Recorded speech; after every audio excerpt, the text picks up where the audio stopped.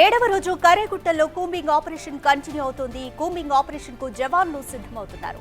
పూజారి కాంకర్ అటవీ ప్రాంతంలో సెర్చ్ ఆపరేషన్ అయితే కొనసాగుతుంది. కర్రెగుట్టలోని బేస్ క్యాంప్ వద్ద భారీగా సాయుధ బలగాలు మోహరించాయి. మావోయిస్టు గెరిల్లా దళాల సేఫ్ జోన్లపై జవాన్లు ఫోకస్ చేశారు. మరోవైపు శాంతి చర్చల కోసం పౌర హక్కుల సంఘాల నేతలు రాజకీయ పార్టీలను ఒత్తిడి చేస్తున్నారు.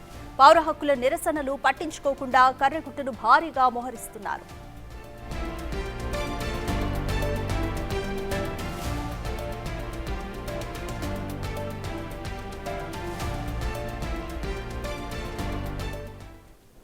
మోర్ డీటెయిల్స్ మా ప్రతినిధి వేణు అందిస్తారు. వేణు, ఏడవ రోజు కర్రెగుట్టలో కూంబింగ్ ఆపరేషన్ అయితే కంటిన్యూ అవుతుంది. ఇప్పటికే పలు గుహలను కూడా మావోయిస్టులు ఏ విధంగా ఏర్పరచుకున్నటువంటి అంశాలను కూడా ఈ కూంబింగ్ లో కనుగొన్నారు. ఇంకా కంప్లీట్ డీటెయిల్స్ ఏ విధంగా ఉన్నాయి?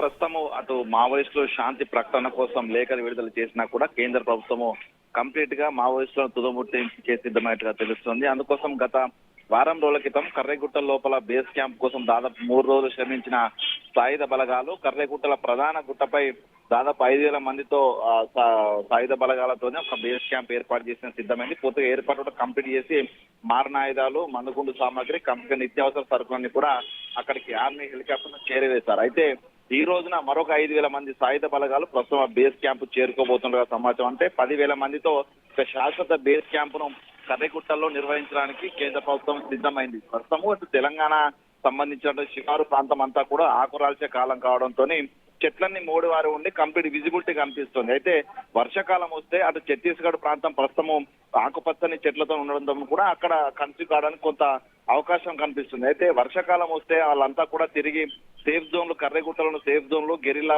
జోన్లుగా వాడినటువంటి గతంలో వాడినటువంటి బంకర్ల వైపు వచ్చే అవకాశం ఉంటుంది. కాబట్టి ఆ లోపే కంప్లీట్ గా కర్రెగుట్టలను తమ ఆధీనంలోకి తెచ్చుకునేందుకు సాయుధ బలగాలు ప్రయత్నిస్తున్నా. ఇక వాజేడు, వెంకటాపురం మండలాలు శివారు పాత్రపురం వద్ద కూడా దాదాపు 3 రోజుల నుంచి అటు మైన్స్ ను నిర్వీర్యం చేస్తూ కొన్ని చోట్ల ప్రెజర్ బాంబులను పేల్చుకుంటూ కూడా కంప్లీట్ గా ఆ ప్రాంతం అంతా సేఫ్ జోన్ గా సాయుధ బలగాలు అయితే చేస్తున్నాయి. దాంతో పాటు మరో 15 రోజుల తర్వాత ఈ సేఫ్ జోన్ గా కంప్లీట్ గా మైన్స్ అన్ని తీసేసిన తర్వాత ఒక రోడ్ వేను కూడా సాయుధ బలగాలు వాజేడు, వెంకటాపురం వరకు నిర్మించేందుకు కూడా సిద్ధమవుతున్నట్టు తెలుస్తుంది. దీంతో వైపు అటు ఛత్తీస్గఢ్ లోని పూజారి కాంకర్ అటవీ ప్రాంతం లోపల కూంబింగ్ కొనసాగిస్తూ మావోయిస్ట్ సంబంధించిన డంపులు వెలికి తీస్తున్నారు. దాంతో పాటుగా మావోయిస్టులకు సంబంధించినటువంటి గుహలు, బంకర్లను కూడా బయటికి వెలికి తీస్తూ వాటన్నిటి కూడా సాయుధ బలం తమ ఆధీనంలో తెచ్చుకుంటారు. ఇక దీంతో పాటుగా ఇటు కర్రెగుట్ట ప్రాంతంలో మరోసారి మావోయిస్టులు రాకుండా కంప్లీట్ గా వాళ్ళని అష్టదిగ్బంధం చేసేందుకు ఒక శాశ్వత బేస్ క్యాంప్ ఏర్పాటు చేయడము, ప్రస్తుతం అక్కడ ప్రెజర్ మైన్స్ అన్నిటి కూడా తొలగిస్తుండడంతో కూడా కంప్లీట్ గా మావోయిస్టులు కనపడితే మాత్రం